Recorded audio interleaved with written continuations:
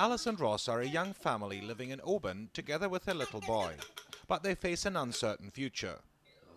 I was in Australia for a while and then I met Ross and then we fell in love and we traveled together in Australia and then we make sure we really love each other.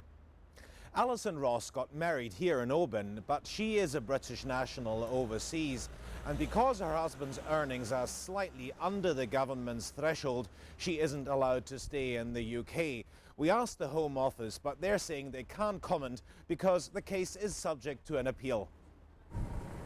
Ross has got a joinery business and has 3 to 4 people working for him. The fact that he has a family here doesn't seem to make a difference to his wife's visa application.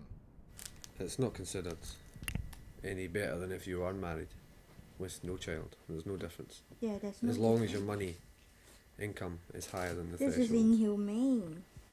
The family fear that if Alice has to leave, Ross will have to give up work to look after their son.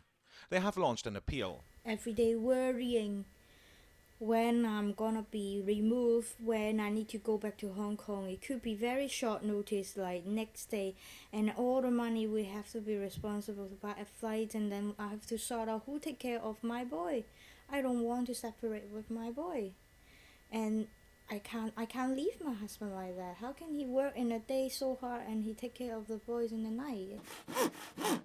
Ross thinks he can now prove that his earnings are higher than required by the Home Office and is consulting with his lawyer on their next move.